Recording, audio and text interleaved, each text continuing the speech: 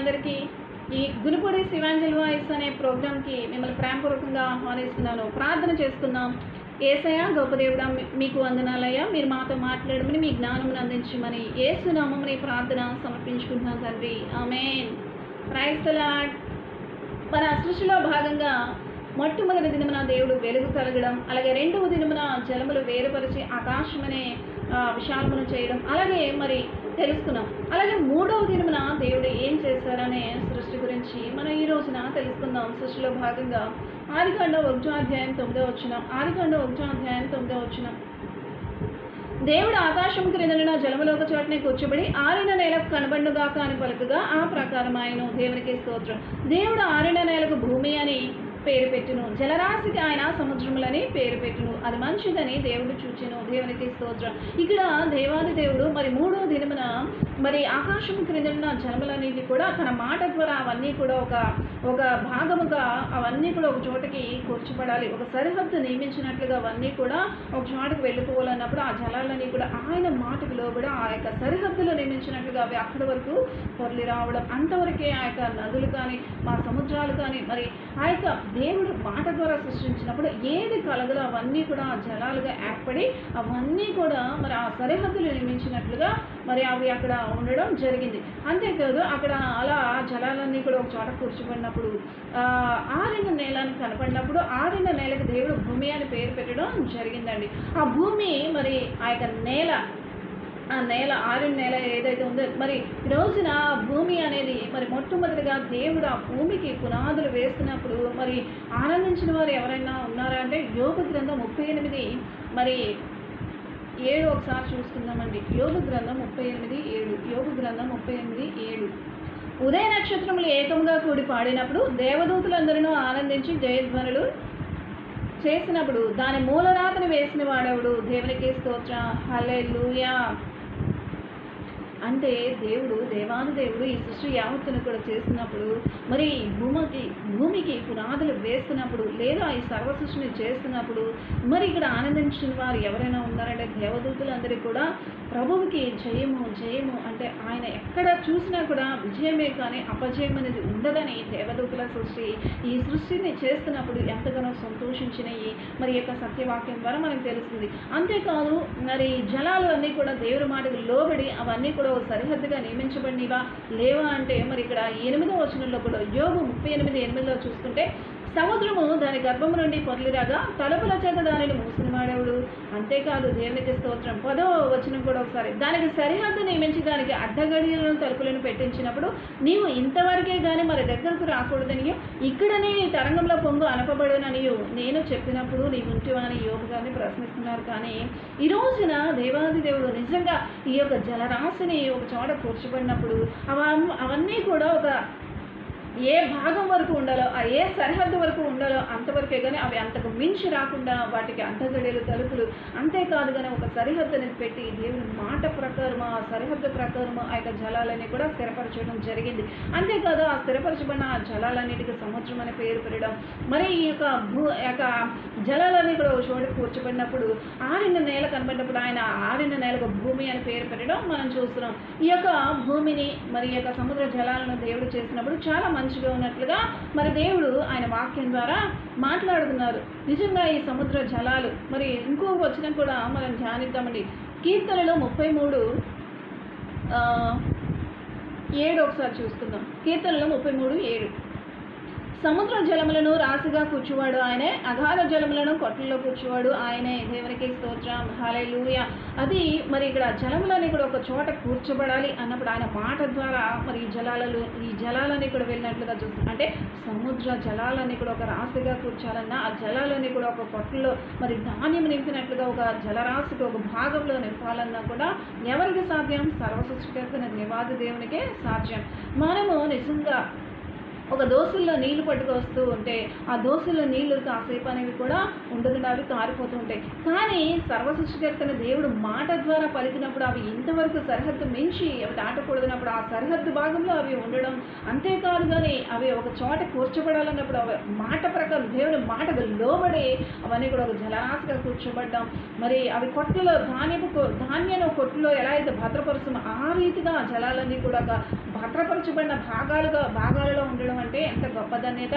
అంటే దేవుడు మాటకు మరి ఎంత విలువ. ఆయన మాట అగ్ని వంటిదని దేవుని వాక్యం సెలవిస్తుందండి. నిజంగా ఆయన మాట ద్వారా సృష్టిని ఎలా చేస్తారంటే ఒక ఆశ్చర్యం, ఒక వండర్ అని చెప్పొచ్చండి. నిజంగా ఈ జలాలన్నీ కూడా ఒక చోట కూర్చిపడడం, మరి నిజంగా సముద్రం దగ్గరికి వెళ్తే అవన్నీ కూడా మన మీద పొర్లి రావడం మనం చూస్తామా? ఏ రోజు కూడా జరగదండి.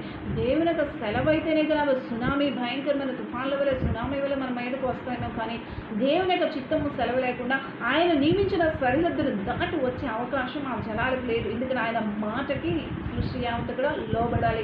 ఆ రీతిగానే ఈ జలాలన్నీ కూడా లోబడి ఏం చేసినాయి అంటే ఈ సృష్టి యావత్తు కూడా ఆయన మాటకు లోబడి ఆ జలరాశులు ఒక సరిహద్దు నియమించినట్లుగా ఆ యొక్క సరిహద్దు వరకు మాత్రమే అవి ఆ తరంగపు పొంగులు రాకుండా ఉండడం మనం గమనిస్తున్నాం ఈ వాక్యాల ద్వారా. అంతేకాదు ఈ భూమి, ఈ సముద్రంలో ఆయన చేసినప్పుడు ఈ సృష్టి మరి దేవాది దేవుడు మానవ మనుగడికి ఇవి ఎంత ఉపయోగకరంగా ఉంటాయని వాటిని బట్టి దేవుడు ఎంతగానో సంతోషించడం అనేది మనం చూస్తున్నాం. ఎందుకు ఈ సృష్టి మానవ మనుగడికి ఉపయోగకరం అంటే నిజంగా ఈ మనిషి అనేవాడు భూమి మీద మాత్రమే బ్రతకలేడు. ఈ భూమి మనుషులకు నివాసయోగ్యమైనది. కావలసిన ప్రాణవాయువు కానీ, కావలసిన అవసరతలు కానీ, కావలసిన సమస్తము కూడా ఈ సృష్టి యావత్తులో కూడా ఆయన ప్రియమైన బిడ్డల కొరకు ఈ సృష్టి యావత్తులు కూడా ముందుగానే చేసి ఒక గిఫ్ట్గా ఇవ్వడం జరిగింది. ఈ రోజున ఒక తల్లి ఒక గర్భం ధరించినప్పుడు ఒక బిడ్డ పుట్టబోతున్నాడంటే ఆ బిడ్డ గురించి ఆ తల్లిదండ్రులు ఎంతగా ఆలోచిస్తారంటే ఆ యొక్క పుట్టడానికన్నా ముందుగా వారు కావలసిన వస్త్రాలే కానీ, సోపే కానీ, సబ్బే కానీ, అదే సోపు, మరి ఆయిల్, ఇంకా ఏ అవసరతలు ఉన్నాయో వారికి కావాల్సినవన్నీ కూడా ముందుగా సిద్ధపరుస్తారు. అంతేకాదు కానీ కొంతమంది తల్లిదండ్రులు అయితే తమ బిడ్డ ఒక నూతనమైన, అదే ఆడబిడ్డ అయినా సరే మగబిడ్డ అయినా సరే వారికి ఒక ఉన్నతమైన భవిష్యత్తు అనేది ఇవ్వాలని మరి ఆ యొక్క తల్లిదండ్రులు ఏం చేస్తారంటే వారికి ఒక ఫిక్స్డ్ డిపాజిట్ అనేది చేసి మా బిడ్డలు భవిష్యత్ తరాల్లో కూడా కష్టపడకూడదు, లేదా భవిష్యత్ తరాల్లో ఇబ్బంది పడకూడదు, ఒకనొక దినాన మెచ్యూరిటీ సమయానికి లేకపోతే వాళ్ళ చదువులకో లేకపోతే వివాహాలకో ఒక మెచ్యూరిటీ ఫండ్స్గా ఇవి రావాలని వారి బిడ్డల భవిష్యత్తును ముందుగానే ఎరిగి మీరు ఏం చేస్తారంటే కొంత సంపదను వారి కోసం మరి దాచడం జరుగుతుంది. ఒక ఫిక్స్డ్ డిపాజిట్ రూపంలోనో ఏదో ఒక రూపంలో మరి తల్లిదండ్రులు వారి కోసం ఒక సంపద అనేది దాచడం జరుగుతుంది. అంటే ప్రియమైన తన బిడ్డల్ని వారు ఎంతగానో ప్రేమిస్తారు కాబట్టి ఆ బిడ్డలు ఈ లోకానికి రావడానికన్నా ముందుగానే వారి కోసం అన్నీ కూడా సిద్ధపరిచే తల్లిదండ్రులు చాలామంది ఉంటారు. మనం అట్టి రీతిగా ఖచ్చితంగా ఉండాలి.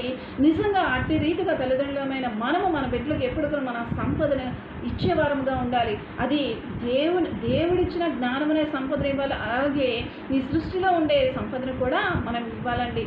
మరి నిజంగా దేవాది దేవుడు మనల్ని ఎంతగా ప్రేమించబట్టే మరి నిజంగా ఆయన ప్రేమించడాన్ని బట్టే మరి ఈ రోజున మనకి ఈ సృష్టి యావత్తును కూడా ఒక సంపదను మరి ఇచ్చేనారు. మరి నిజంగా భూమిలో మరి బంగారము, బాక్సైట్, వజ్రాలు, మరి ఖనిజాలు ఇలాగ సంబంధించిన అనేకమైన సహజ వనరులకు సంబంధించిన నిల్వలు మరి భవిష్యత్తు తరాల్లో నా బిడ్డలకు ఉపయోగపడాలని దేవుడు ఏం చేస్తారు అంటే ముందుగానే ఆ భూమిలో మరి నిజంగా భూమి కలుగునుగా కానప్పుడు పునాదులు, పర్వతాలు, ఆ పునాదులతో సహా మరి ఆ భూమి, పర్వతాలు, కొండలు, లోయలు, మైదానములు ఏ రీతిగా ఉండాలో ఆ రీతిగా ఆ భూమి ఏర్పడడం జరిగింది. అది మానవ మనుగడికి తన బిడ్డలకు ఉపయోగకరంగా భవిష్యత్తు తరాల్లో కూడా ఇది నా బిడ్డలకి ఆశీర్వాదకరంగా ఉండాలని ఆ సృష్టిని చేయడం జరిగింది. మరి అలాగే సముద్రమును చూసుకుంటే ఆ సముద్రమును గురించి మరలా వివరించుకుందాం.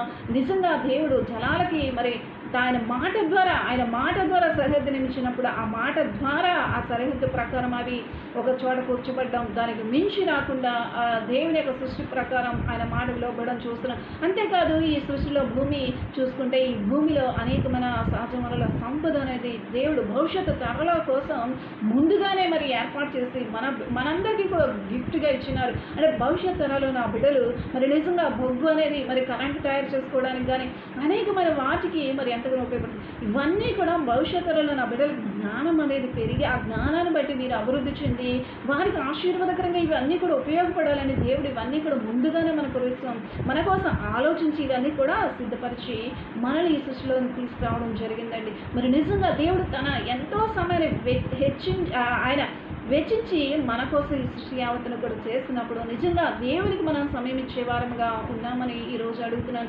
అంతేకాదు ఈ సృష్టి యావత్తు కూడా తనను తాను దేవుని మాటకు లోబడి తనను తాను మలుచుకుంది. ఏ రీతిగా అంటే జలములనే ఒక చోటకు వెళ్ళాలన్నప్పుడు జలములన్నీ ఒక చోట కూర్చోబడి, అంతేకాదు ఆరణ్యాల కనపడాలన్నప్పుడు ఆరణ్యాల కూర్చోబడింది. అంతేకాదు మరి ఆరణ్యాల ఆ భూమి అనేది మరి పేరు పెట్టినప్పుడు ఆ భూమి ఏ రీతిగా ఉండాలో అవన్నీ కూడా సమస్త వనరులతో సహా ఆ సృష్టి తయారు చేయబడి భవిష్యత్తు తరాల్లో నా బిడ్డలకు ఉపయోగకరంగా ఉండాలి, నివాసయోగ్యంగా ఉండాలన్న రీతిగా ఆ సృష్టి చేయబడటం జరిగింది. అంతేకాదు మరి మిగిలిన వచనాలు కూడా ఒకసారి ధ్యానించుకుందాం. ఆదికాండం 1వ అధ్యాయం 11వ వచనం. దేవుడు గడ్డిని విత్తనములిచ్చు చెట్లను భూమి మీద తమ తమ జాతి ప్రకారము తమలో విత్తనములు గల ఫల వృక్షములను భూమి మొలిపించునుగా కాని పలకగా ఆ ప్రకారం ఆయను. దేవునికి స్తోత్రం. హల్లెలూయా. 12. భూమి గడ్డిని తమ తమ జాతి ప్రకారము విత్తనములిచ్చు చెట్లను తమ తమ జాతి ప్రకారము తమలో విత్తనములు గల ఫల వృక్షములను మొలిపింపగా అది మంచిదని దేవుడు చూచెను. దేవునికి స్తోత్రం. హల్లెలూయా. మనము ఈరోజు ఏం చెప్తున్నామంటే ఈ సృష్టి యావత్తు కూడా ఆయన మాటకు లోబడి తనను తాను మలుచుకుంటుంది. ఏ రీతిగా అంటే ఈ రోజున ఆ జలములు ఒక చోట కూర్చోబడాలంటే కూర్చోబడి ఆరణ్యాలు కనపడాలంటే కనపడింది. అంతేకాదు ఇక్కడ ఈ భూమి మరి విత్తనములు గల చెట్లు, ఫలాలు, వృక్షాలు ఇవన్నీ కూడా మరి ఆ భూమి మలిపించాలన్నప్పుడు భూమి తనను తాను మలుచుకుంది. ఏ రీతిగా అంటే ఈ సృష్టిలో మానవ మనుగడకు అవసరమైన ప్రతి ఔషధ మొక్క, మరి ఆరోగ్యానికి సంబంధించిన ఔషధ మొక్కలు, అలాగే మరి అందరికీ మెరుగైన సౌందర్యం కోసం అనేకమైన మరి ఆ యొక్క ఔషధ గుణాలు కలిగిన మొక్కలు, అంతేకాదు ఆహారానికి సంబంధించిన ధాన్య శాకాహార మొక్కలు, అంతేకాదు ఇంకా ఫలాలు, శ్రేష్టమైన వృక్షాలు మరి ఈ రోజున భూమి మీద సృష్టింపబడి అంటే అవన్నీ కూడా దేవుని మాట ప్రకారముగా ఆ యొక్క భూమి అలా చేయునుగాక అన్నప్పుడు నిజంగా ఆ సృష్టి యావత్తు కూడా ఆయన మాటకు ఎలా లోబడిందంటే తనను తాను మలుచుకుంది. ఏ రీతిగా అంటే ఆయన ఆ మాట పలికారు, ఆ మాట ప్రకారం నాలో నుంచి ఒక విత్తనం, ఆ చెట్టు, వృక్ష ఫలాలు, ఈ ఔషధ మొక్కలు, ధాన్యము సంబంధించినవన్నీ కూడా అవి నేను ఉత్పత్తి చేయాలని ఆ భూమి తను తాను మలుచుకుని వీటన్నిటిని కూడా తీసుకురావడం జరిగిందండి. మరి ఈ సృష్టి చూసినప్పుడు దేవుడు చాలా మంచిగా ఉందన్నారు. నిజంగా మనిషి మనుగడకు ఈ సృష్టి యావత్తులో ఒక మనిషి అనేది మరి బ్రతకాలంటే ఈ సృష్టిలో మరి ఈ యొక్క ఔషధ మొక్కలు కానీ మరి లేకపోతే ఈ యొక్క ప్రతిదీ కూడా దేవుడు సృష్టించిన సమస్తము కూడా ఆశీర్వాదకరమే. ఈ ఆశీర్వాదకరమైన ఈ సృష్టిలో ఈ యొక్క భూమి మలిపించిన పరిస్థితులన్నింటి గురించి కూడా వివరించుకుందాం. ఆ భూమి తనను తాను ఎలా మలుచుకొని ఈ యొక్క సర్వ సృష్టిలో కూడా ఫలించే విత్తనాలను చేసిందో మనము కూడా తెలుసుకోవాలి.